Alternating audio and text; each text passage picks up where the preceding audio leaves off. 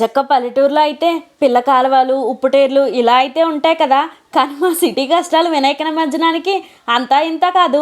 అయితే tank bund వెళ్ళాలి, లేదంటే పెద్ద చెరువు ఎక్కడుందో చూసుకుని అక్కడికి వెళ్ళాలి. అలా కాకుండా మా ఇంటి దగ్గరలో ఉన్న స్టేడియంలో అయితే ఒక 2-3 ఇయర్స్ నుంచి అయితే ఇలా ప్లాన్ చేసేసారన్నమాట జిహెచ్ఎంసీ వాళ్ళు. ఇంక ఇలా ఒక టప్ పెట్టేసి దాంట్లో అయితే వాటర్ నింపేస్తున్నారు.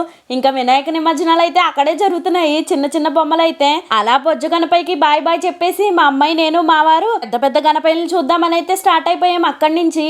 ఇప్పుడంటే ఇలా ఉంది కానండి, చిన్నప్పుడు వినాయక చవితి అంటే ఆ వైబే వేరు. నా వరకు అయితే ఊరేగింపే వెళ్ళడం, ట్రాక్టర్లు ఎక్కడం, స్నానం చేయడం, సాయంత్రం అయితే ఇదంతా చాలా బాగుండేది కదా. అంతా తిరిగి తిరిగి ఇంటికి వచ్చాక అమ్మ చేతుల తన్నులు కూడా బాగుండేవి. మీలో ఎంతమంది కొట్టించుకున్నారో కామెంట్ చేసేయండి. 90s కిడ్స్ మీరు మాత్రం ప్రజెంట్ వేసుకోవాలండో. పొద్దున ఇంకో గణపైన చూసేద్దాము. నచ్చితే లైక్ చేసేయండి. బాబీ గారు అమ్మాయి ఛానల్ని సబ్స్క్రైబ్ చేసుకోవడం మాత్రం మర్చిపోద్దే.